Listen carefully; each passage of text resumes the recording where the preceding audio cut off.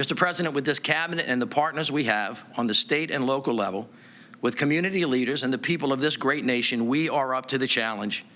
It won't be easy. Nothing worth doing, if ever is. So, Mr. President, you set a very high standard, but we're going to put our shoulder to the wheel, and we're going to get it done for our beloved country. Thank you. Please welcome the President of the United States.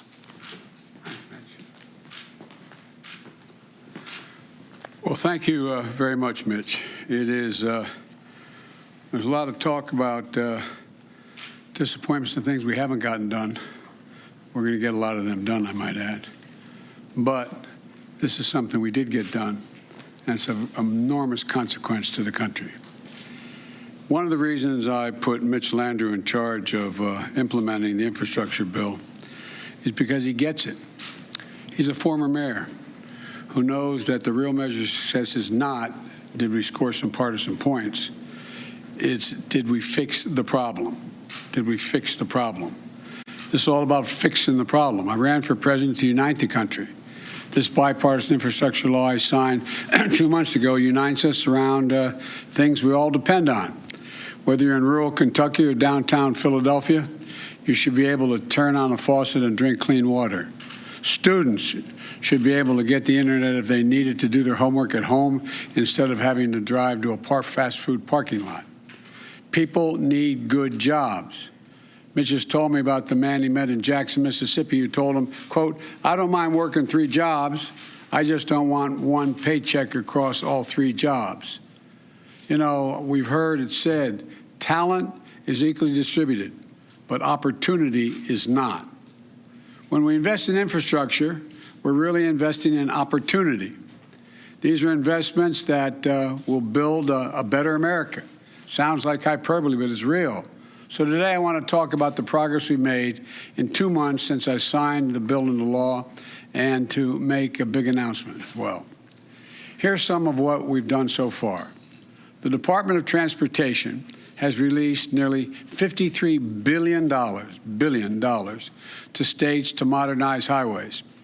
So you have to leave 30 minutes earlier to get to work just because of a traffic jam. That's going to be fixed. We've announced more than $240 million in grants to improve ports in 19 states to speed up and strengthen our supply chains, lower cost, and get you the things you need more quickly. We've announced $3 billion for over 3,000 airports around the country to make them more modern, safe, and sustainable. And we're kicking off the largest investment in affordable, reliable, high-speed internet in our nation's history, $65 billion to get to every corner of our country connected, urban, rural, and suburban. Our infrastructure work also protects health, cleans up the environment, and helps us fight climate change. Across this country, people have been struck, and they've been struck by all the changes that are needed. They're stuck, they're angry, they're sickened by the broken water and sewer systems, polluted water from the faucets, raw sewage in their backyards. I want you to know, I see you, I hear you, we understand. And I've seen and we've understand the damage done in places like Flint, Michigan, and Jackson, Mississippi. So we've already announced over $7 billion in clean water funding to states so they can fix and upgrade their aging water systems and sewer systems. It's going to take some time, but the money's there and they're getting the money. Our children deserve no less. We've also released an action plan to replace all of our nation's lead pipes in the next decade. This is the United States of America, for God's sake. Everyone in this country should be able to turn on the faucet and drink clean water. And it's time to get back to the business of cleaning up the hazardous waste sites that poison our land and water and have stricken entire communities, and getting back to holding polluters accountable to keep that pollution from happening in the first place.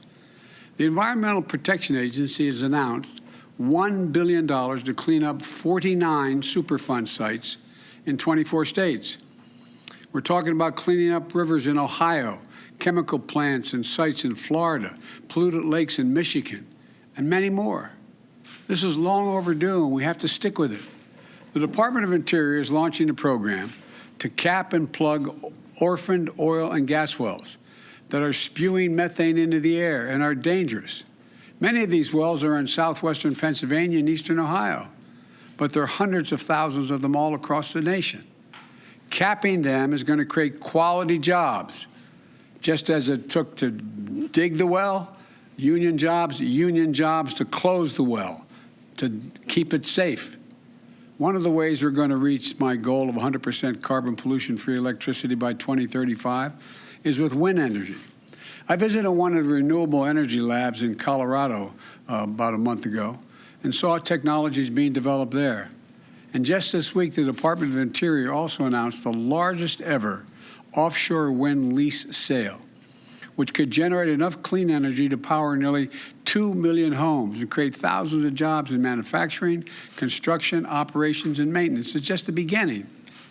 Jobs that can't be outsourced.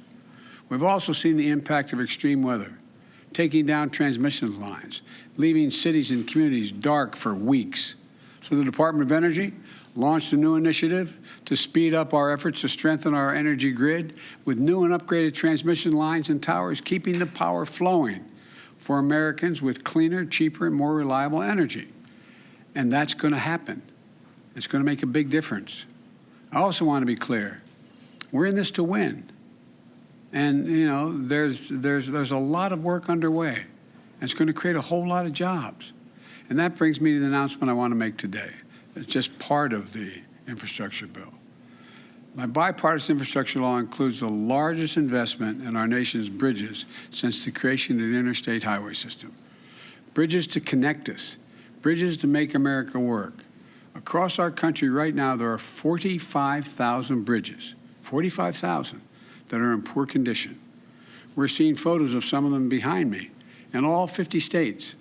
And I've had a chance to see some of them myself as I've traveled the country. I was up in New Hampshire, visited a bridge where, if it's not upgraded, weight restrictions could mean that school buses and fire trucks would have to travel an additional 10 miles out of the way to get to the other side of the river to deal with getting to school and/or putting out a fire.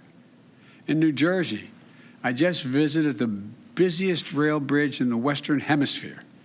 But because it's not tall enough for ship traffic, it needs to swing open to let barges through. And sometimes when it closes, the rails need to be manually sledgehammered back into place. This slows commerce, increased cost. I went down to Louisiana and saw the I-10 bridge. I stood with the mayor and looked at that bridge. It's 20 years past its planned life. It's handling more than double the number of crossings it was designed to handle. And it's 2 lanes narrower than the interstate that feeds into it, causing backups and accidents. Today, the Secretary of Transportation, Pete Buttigieg, is in Philadelphia at the Martin Luther King Bridge, which crosses the Schuylkill River. The bridge is no longer safe for vehicles, even though it used to carry 25,000 vehicles a day. As we prepare to celebrate Dr. King's birthday, we're also reminded that too often bridges and highways were built through the heart of historic communities, particularly black communities, cutting off families, churches, and businesses. We're going to use our infrastructure investments to reconnect communities. One thing I'm certain of, everyone out there knows what I'm talking about. People have written me about bridges they depend on. One man told me that the bridge he traveled on every day is a tragedy waiting to happen. One woman wrote that a bridge near the center of her town had to be closed. And now drivers and tourists bypass downtown, consequently devastating local businesses. And one person wrote to me to say, quote, "This is your chance to show the people in my area that they matter to you," end of quote. I hear you. I hear you. You do matter to me, and we are going to get it done. My infrastructure law includes a total of $40 billion in funding for bridge improvements. $12.5 billion of that is going to replace the most economically significant bridges in the country.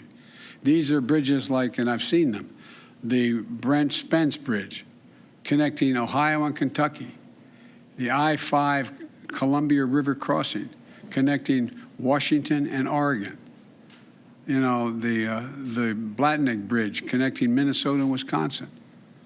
But about 2/3 of the bridges in need of repair in this country are considered what they call off-system, because they're not directly connected to the interstate highway system.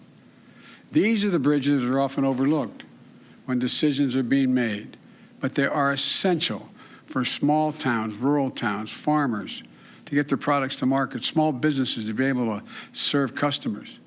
These are the bridges that, when they're closed, shut off deliveries and routes to school, work, and home. They create longer delays for first responders when every second counts. So we've included $27.5 billion for smaller bridges, including dedicated funding for those off-system bridges I just described. And because maintaining these bridges is often the responsibility of counties or towns whose budgets are stretched thin already, we decided to get rid of the requirement that counties or towns share in the cost. The federal government is going to pay for 100% of the cost for repairing these small bridges. Today, we're releasing the first year of that program, which is $5.5 billion. $5.5 billion to states and tribes to repair and rebuild bridges to make them safer and more usable. This is an investment that's going to help connect entire towns and regions to new opportunities. With this investment, we're sending the message to those communities and to the people who call them home. You matter. We're building back and building back better with you. We're making sure you're not left behind or left out. I'll end with this. These investments are consequential. We're just getting started. We're building back better than ever before. Clean water for every American. We've never done that before. Now we're going to do it. High-speed internet for every American. We've never done that before. Now we are. Connecting forgotten communities, capping wells that are dangerous, strengthening our power grid to make it more resilient to extreme weather changes. These are investments our country has never fully made. Now we are. You know, and we've arrived at this by a bipartisan agreement. There's nothing beyond our capacity when we work together. When we get this done, we'll get back to beating the world again. We've once again been #1 in the world instead of where we sit now at number 13 in terms of the quality of our infrastructure. And that's going to mean more jobs, good-paying jobs, safer communities, and lower costs. We can do this. This is what a better America is going to look like. I want to thank you all for listening, and we got a lot of work to do. And the reason I asked Mitch to do this is because he knows how to get things done. I want every penny watched how this is spent. It's like when I did the Recovery Act in the last administration. It matters. It matters.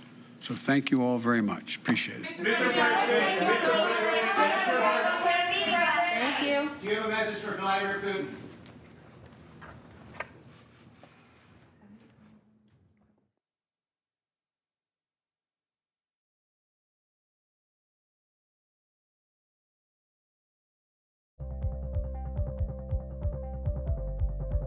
I'm Nora O'Donnell in our nation's capital.